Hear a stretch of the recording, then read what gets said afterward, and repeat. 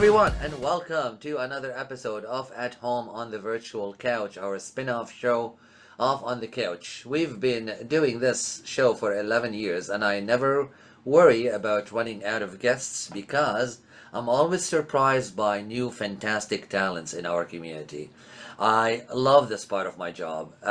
Talking to artists, especially as I got in a few years ago into the space myself of being a singer-songwriter, I find that I get even more enjoyment now from talking to artists because I get to hear about their passions, I get to be inspired by their stories.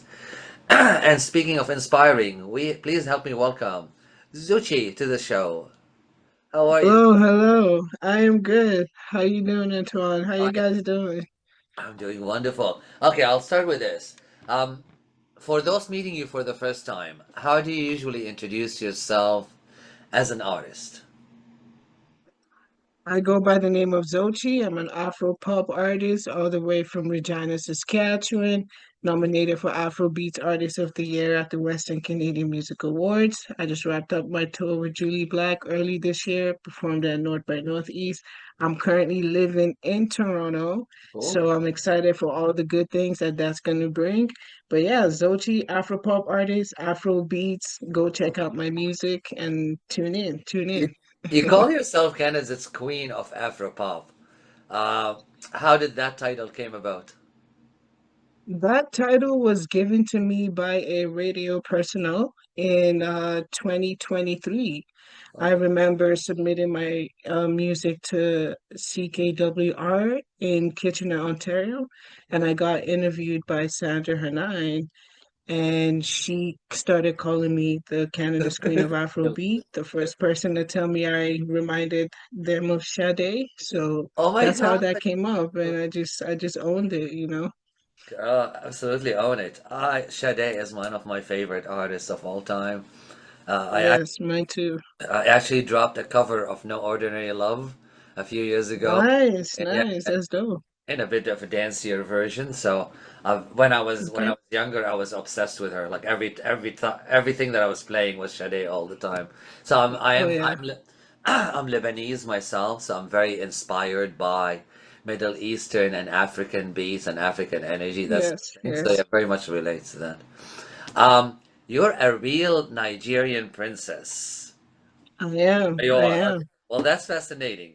How has your Nigerian heritage shaped who you are today? Both you and personally and your music, I guess.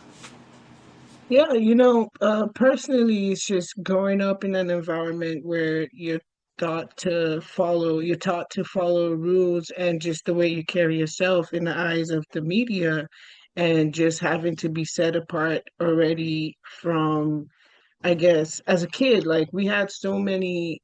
Like I used to watch okay, sorry, let's go back to how The it went down princess. to me, right? Uh-huh. Yeah, so my mom is a princess, my grandfather is a king, right? He ruled our town, Okrika, where my mom comes from, for 33 years. Well, So growing up as a kid, yeah, we used to go visit my granddad, and we had all these rules that we try to follow as kids, but most are just watching, like my grandma, his wives, my cousins, my aunties, how they carry themselves. We always had strong family traditions, like always having dinner together. I remember witnessing my grandfather have like his meetings with his chiefs. So just sitting oh there my in the God. background as a kid watching all of that, I think it shaped me with regards to how I carry myself, but not so much for the music, because as a queer Nigerian artist, it's a taboo to, coming from royalty, being queer, and it's illegal back Oh home. my. So that was where my a lot of my struggles, that's where I was struggling. That was where a lot of my trauma as a kid came from. I had to hide that part of myself. So I used music to express myself privately. Uh-huh. So my parents wanted me to be in the choir. My mom was giving us our choir practice lessons and all that, me and my sister, but I just never wanted to sing in a choir because I didn't feel as connected, because I knew that the person that I was hidden in the midst of all that. Like I love music, but I didn't want to do music not doing it as the person that I am, you know. So for music, it was something that actually helped me to get through my dark days back home as a kid. And because I used to write songs about the love that I felt for women that I couldn't really tell anybody about. So it's very separate from, you know, coming from a royal family. My music was more so something that I hid from everybody because of the context of the music, and I just couldn't be who I was. Yeah. I honestly, and I swear I'm not just making this up, I relate so much. We come from a Lebanese family that has a lot of titles and was given to us by the Turkish Empire because apparently Yes. we fought in some old wars, like my grandfather. And if we were still in Lebanon and they still had the titles, my dad one time says to me, like, I would probably get like a title and an emblem to put on everything, whatever. I said, well, how would your family like it when your gay son Exactly. ends Yeah, up with it's that just that title? stuff. Yeah. Yeah, I always have to think about that and be like, you know what? I already feel like the black sheep of the family. I'm not gonna start, I'm not gonna own up to it. I already know I I am, love you. but I can relate completely. Okay, you grew up yeah. in Regina. Um, how is, I don't even actually know much about Regina. How was it to bring your Nigerian and Afrobeat roots to that environment in Regina? Afro beats in Regina only started picking up like I would say 3 years ago. Okay. When I moved to Regina, I was still struggling a lot with my identity. Mhm. I didn't start pursuing my career up until 2021, but obviously I came out as gay in Canada, in Regina. I started my personal relationship with the Lord in Regina, so that was all a part of my story. But with regards to the culture, I've came to realize quickly in 2021 that I was also being looked at or put in a position to kind of pioneer this genre back home in Regina because it wasn't at the forefront. So I joined the Saskatchewan Music Organization. Okay. I had a friend who was working there. I think he's still working there. And so that was how we started championing, Afrobeats, the genre. And shout out to Sax Music. We became the first music organization in Canada to actually identify that genre as part of an award category. So You serious? that's why there's an Afrobeats Artist of the Year award right now, both at the Western Canadian Music Awards and the Saskatchewan Music Awards. Yeah. I had a black producer and record label when I first started in 2020. So I'm like kind of relatively similar timeline. But I did an Arabic song, a cover, and right away I reached out to him and said, "Can you do me an Afrobeat version or mix of that?" And that's like one of my favorites. I love the Afrobeat the song. Yeah, Right. yeah. Um, do you remember the first time you realized that music wasn't something you loved, but something that you had to do? Something I had to do, yes, in terms of success and what I thought I could, the thing that came naturally to me as opposed to going to school and having a degree and, working in the corporate world. I realized in 2021 that I have to take this thing seriously and actually make it a part of my work, like a business, as opposed to just the artist side of things, Yeah. because one of my biggest things is just being successful, and one thing that motivates me is the idea of failing, which is inevitable when you're on your way to success. You're gonna fail a few times, but just failing in the sense of where I feel like it's in my control. I don't want to fail when it's in my control, but if it's out of my control, I'm happy to learn those lessons. So with regards to music, I realized because of the quality of my first Afrobeat song in 2021 and how that gave me recognition back home in Regina, I decided to tap into the resources that were available to me. And I realized, yeah, I have to do this because not only am I making people happy with the music, but I am actually feeling more purposeful in my life and I'm feeling more content with wanting to just be an artist, be a musician, and understand the music business side of things as well. So Very yeah, sweet. 2021. I Yeah. love it. You blend Afrobeat, gospel, R&B, hip hop, and activism in your work. Uh, who are some of the biggest influences that shaped this sound for you? Sade. Oh, for me, it's yeah, 100%. Tracy Chapman as well Oh, is a I very love. big, yes, very big influence. I think my thing with Tracy Chapman is how she just allows the music and her character to speak for and through her, you know what I'm saying? So it's like you would listening to Tracy Chapman, she's such a powerhouse, but also very calm and collected on the mic. She's not afraid to express what she's trying to express through music, and she does it so naturally. Her voice is such a natural tone, like everything just Love it. clicks for me. So I look at Tracy Chapman and I'm like, you know what, I could tap into some of that and, use that to grow myself as well. Yeah. Love it. I usually used to like only have like just some songs of Tracy's, but recently I downloaded some albums and like a lot of the catalogs. It's cool to listen to her back to back to back because it's a beautiful work. So you said I guess maybe I read this in your bio. Hip hop reminded you of your childhood, and even though you were raised in an Afro beat household, can you expand on how those two genres connect in your music? Yes, yes. So I was always searching for something different, something new, something to add to my love for music. And back home in Nigeria, as early teenage years, going into my teenage years, radio was heavily Afrobeat artists. Like whatever was popping in Nigeria, that's what was on the radio, Uh-huh. at least from 7 in the morning to like late at night, 11.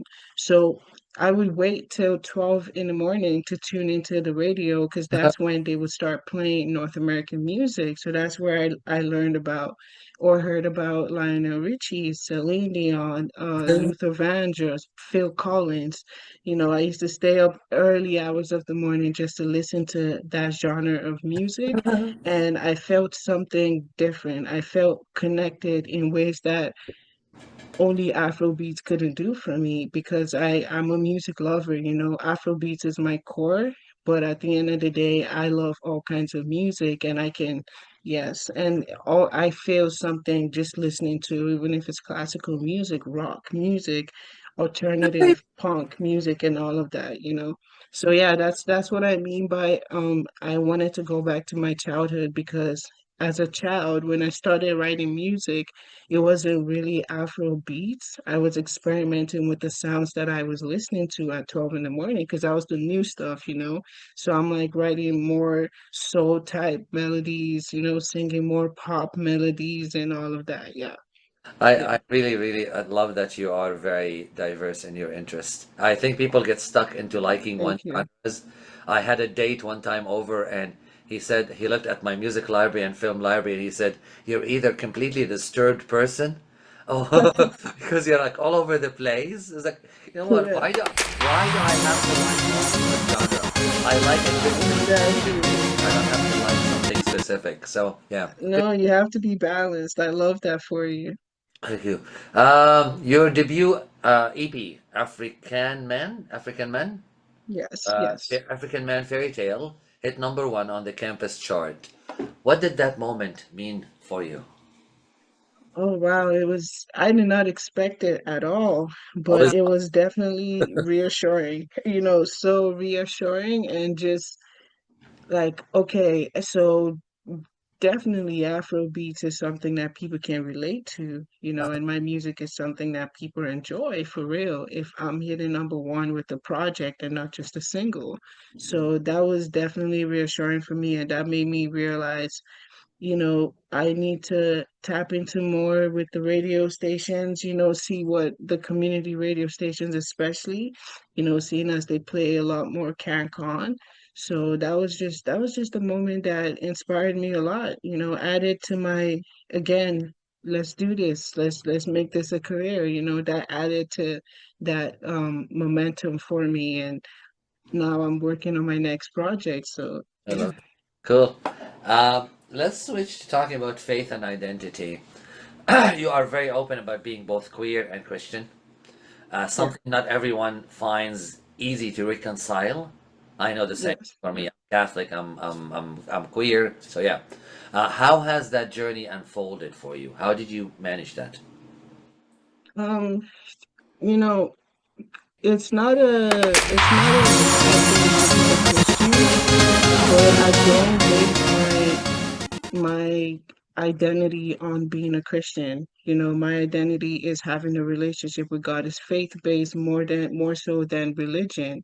Yeah, and so for me, I even the message that I preach will be opposed in the church. You know, even some Christians don't agree with me. And that for me, that's where I see love surpasses everything. My love for God and God's love for me and my love for the work that He's called me to do, my love for everybody, whether you're queer or you're not, that's it's in that what in that difference where we're all supposed to identify as this religion, right? But we all don't agree. So for me, it's like that's not my job to try to make another Christian agree with my faith, but rather it's my job to make sure that I'm standing strong in my faith with God, and that faith is based in love and in the hope that Absolutely. we're all loved through God, and in God. Yeah, I, yeah. uh, I, I've said to so-called Christians before, I probably have more faith in God than you do.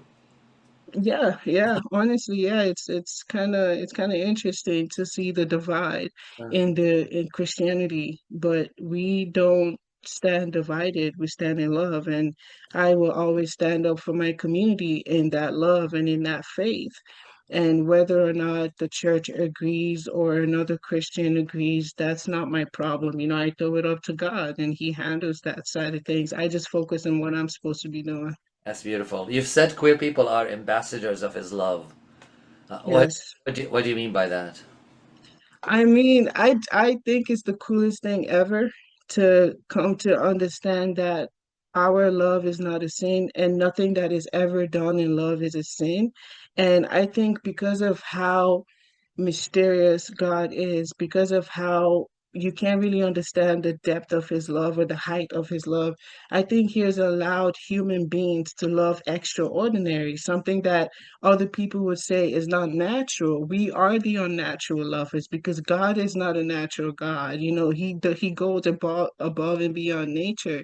So I think our existence in this world is actually a symbol. It's a symbol to say this is how deep God can love.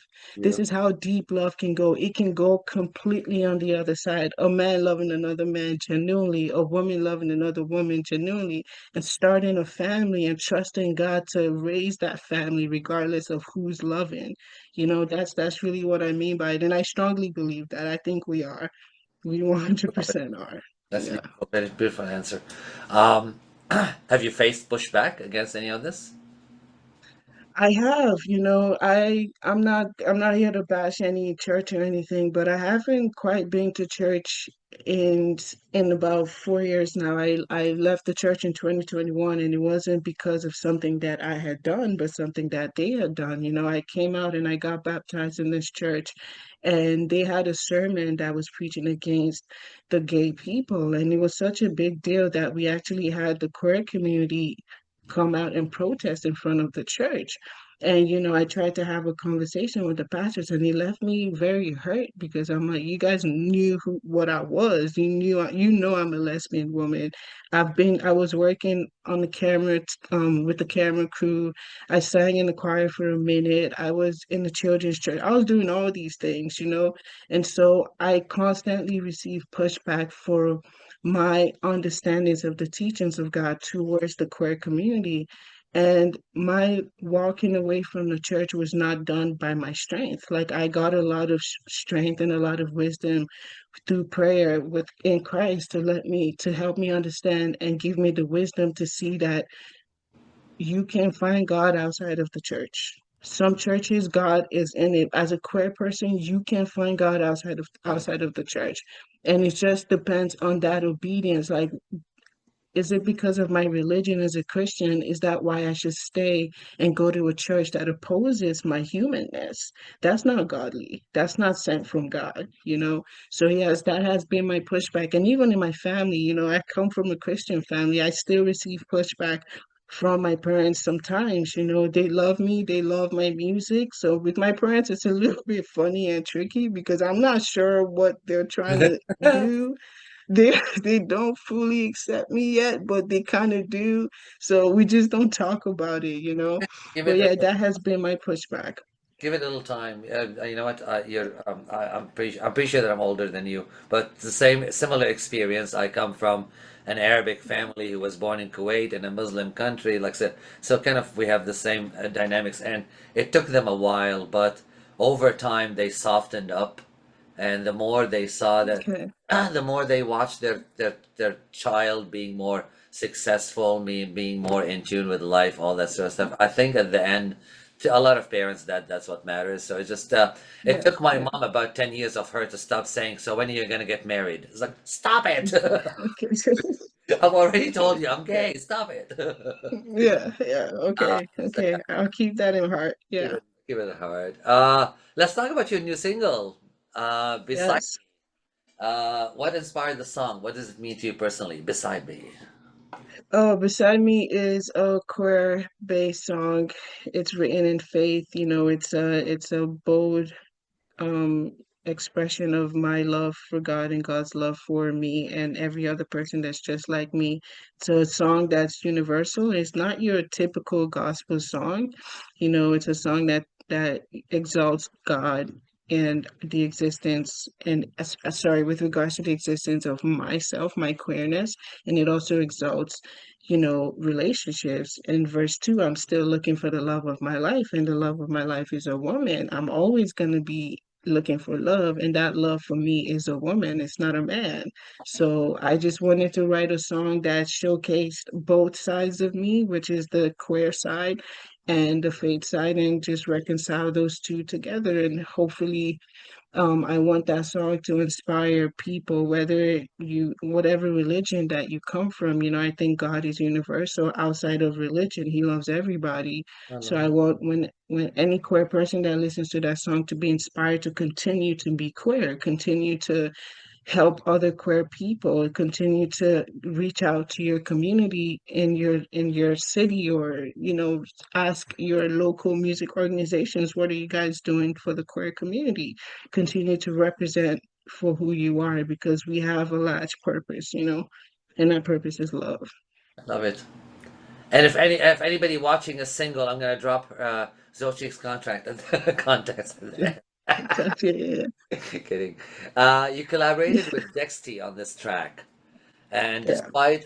despite different mother tongues, you said you speak the same musical language. What was the studio process like for something like that? Oh, me and Dexty, we've had an online relationship. Dexty's from Slovakia. You know, his mother tongue is he speaks Russian, you know. So he reached out to me 2020, and that was when he was just starting out as a music producer. And we've done about four different collaborations that Oh, are released to date, and we have like more than 20 songs together in the vault. wow. So me and Dexy, we it's literally just we don't More like I than speak English. Sorry, what did you say? it's more than one time relationship. Is that Yes, yes, cool? yes. And it's just one of those relationships that make me realize how important connecting through social media can be. You know, it's new Yeah, age and all that, but it's you can reach a lot of people through social media. And I found some really good friends, you know, just through our online, through Instagram, Facebook, whatever. So yeah, me and Dexty, we have a brother sisterhood type of relationship. love it. I FaceTime him, I play the songs for him, I send him like a demo of my vocals, and I say this is what I want for so for Beside Me, I said I don't want an Afrobeat track. I want a hip hop track that with some soul in it, and this is what I'm thinking. So I send that to him and he sends me back a beat and I love it. And that's how we go from there. And it's pretty cool because I don't speak Russian, he does. So the accent, there's definitely a language barrier, but we just nod our heads when we agree when it comes to music and we just keep it pushing, yo. Hey, Yeah. I dated a French guy in Montreal who didn't speak a word of English for a whole year. Right. Somehow we communicated. So Yes, yes, you get you it. make it work. Yes. You make it work. Love was the language. Exactly. There's a powerful lyric in the chorus. My feelings are tied in the rainbow. Can you unpack that line for me? Yes, so that would be the queer, that's the queer line right there. And oh, it could be it's just saying I'm in the rainbow. I'm part of the LGBTQ community. I'm not coming out. I can't possibly come. I was born with that, Oh, I love and then on thank you. And that. then on top of that, it's also just the promise, it's a promise from God that this identity is mine. There's no conversion therapy that's going to mess up my head and make me think I've been living a lie as a queer person. That's false. So I have a promise that God will see me through this, and I'm really gay, like AF. I'm really gay. Like there's no coming out of this rainbow. If you probably cut my flesh open, I'll probably bleed Oh my God, I rainbow love as well. and I hope people watching understand that there's no turning back. There's no coming out and then Yes, back. We are who we are. Uh, yes, you've opened for Julie Black and got yeah. nominated for multiple awards. How you're processing all this momentum? Man, Momentum. yeah, yeah. And this year started off really, really surprising. First of all, I got to give a very big shout out to Julie Black every single time and just say thank you. I did not expect her to actually okay me to be on that bill with her on that tour with her. I met Julie Black for the first time last year in 2024 at the Grand River Black Music Festival, and I was an opening act for her. Uh-huh. And that was how we connected. And 2025, I see she's doing a tour, so I reached out and she said that. She said, Oh, yeah. So I thought that was just a good nudge to me, and awesome. just her co-signing me that way, it really, really helped me. I took that and, applied for the award and I got picked up as a nominee. So it's just been back to back, and then I got selected to be the SEMA Artist in Resident recipient for 2025. And that's why I moved to Toronto. So it's just Oh. been things have just been happening back to back. I'm taking it all in. Again, I'm standing here and I'm saying, okay, clearly my message is true. And this is also God's literal way of backing me up with the success that's following all of this. So it's again, I'm so happy that these things have happened to me and it's driving me more and more towards my purpose and helping me find myself and my worth and my value as an artist. And I have a great team of people surrounding me as well that help me navigate these new successes, especially as an artist who is not really a music executive. So I'm really thankful for all of it. Say this is important for any artist listening. It's who you surround yourself with is going to help you Yeah, on your yeah. journey or bring you down. Yeah. Um, where do you see your music heading in the next couple of years? What's next? What do you feel? Right now, I'm working on my artist development. I am taking vocal lessons. I want to be a better singer. I want to be a great singer. I want to be able to be more bold and just go Good go luck. far, the farthest I can go as my body can go. I am working on my merch. I have my merch dropping August 29th. I am also working on my next single for the fall of this year Uh-huh. and trying to finalize things on a tour for 2026. Hey, So that's really all that's in my house that's right a now. That's lot. what we're doing. Yeah, yeah, A lot to yeah. get with. Fantastic. Oh, how does one connect with you? Like you're on social media, I'm imagining. So you mentioned social. Yes, yes, Under yeah. it's just Zochi. So it's just Zochi for Apple Music and Spotify. So Zochi is spelled ZOCHI. And for social media, you can find me on Instagram, official Zochi Music, on TikTok, official Zochi Music, Okay. on X or Twitter, Zochi Music. Yeah. Hold on. I'm writing them down because I can follow you right after. Thank you. Thank you. Yes, we should follow each other, keep Uh, in touch. I will do that. And what you said is so correct. Social media, as much as I have issues with some of it, the negativity, certain things, certain aspects, it also has opened a world of connection for people. You still there? Yes, sorry, we It's got okay. paused there for a I second. saw you freezing. I was saying, just circling back to your mention about social media and connecting with your producer. As much as there are aspects of social media that I find troublesome, like negativity sometimes and all Yes. that, it also has Mhm. opened a lot of room for people to connect and be Exactly. human. And Yeah. yeah, it's you get very surprised about who you connect with on social media. Yes. It's like a Yeah. surprise. Cool. Um, Last question. If someone listening today has struggled to reconcile who they are with their faith, what message would you want to leave them with? I would love whoever is listening to this to just know that you were created that way. You know, you can't change who you are. You know, God wants you to love so deeply, and He wants you to love unapologetically and be graceful towards yourself. Be gracious. Don't beat yourself up for the mistakes or how you feel about certain things. Trust that God knows best, and He's always going to be watching over you. So be you, be authentic. We need love, especially right now, you know, and make a new friend online, whatever. Go out there and make some friends I love because it. you're a good person. You're I love, created to be a good person. I love it. Yeah. What a great way to sign off the show. Thank you for being on this episode, Joshi. And everyone, thank you Thank you. for Thank you. my pleasure.